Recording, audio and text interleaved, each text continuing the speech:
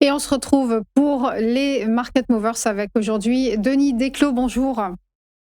Oui, bonjour Roselyne. Bonjour Denis Desclos. On rappelle que vous êtes président de la FAT. On commence par une première valeur, à savoir Essilor-Luxottica. Le titre du groupe d'informatique franco-italien essaie de sortir de sa tendance baissière, sans succès pour l'instant, car il a dévissé de moins 38% en 6 mois. Oui, tout à fait. Alors, la semaine dernière, mon ami et collègue de la FAT, Daniel Cohen-Lara, vous avez parlé de Essilor-Luxottica. Je me permets d'y revenir parce que j'ai une vision un peu différente de la sienne. Euh, Essilor-Luxottica, je l'assimile à une valeur du luxe, surtout pour la partie Luxottica. La semaine dernière, on a eu les résultats de Richemont qui étaient en forte hausse, qui ont porté les valeurs du luxe.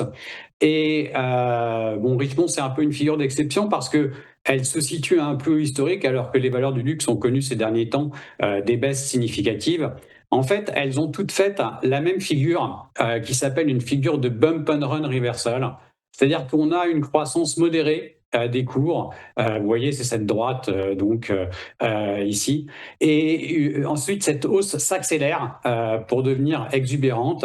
Et très souvent, on revient sur la droite de tendance initiale, qui est la droite donc en pointillé noir. Toutes les valeurs du luxe l'ont fait.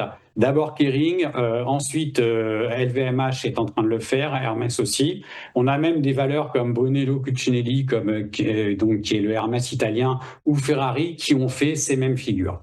Donc, l'objectif théorique de la figure ici, ce serait un cours de 140. Et ce qui me fait avoir une vision un peu différente de celle de Daniel, c'est que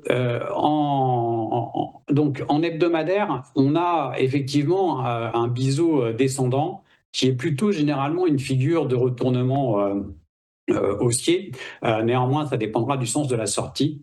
Mais ce qui me gêne, c'est ici en journalier. Vous voyez qu'il y a beaucoup d'obstacles à franchir pour les cours. Dans le système Ishimoku, hein, tous les éléments du système sont des obstacles à franchir. Et puis j'ai un indicateur qui s'appelle Magic Trend. Et cet indicateur, en fait, il est repassé rouge. Hein, c'est ce que j'ai mis dans l'ellipse jaune ici.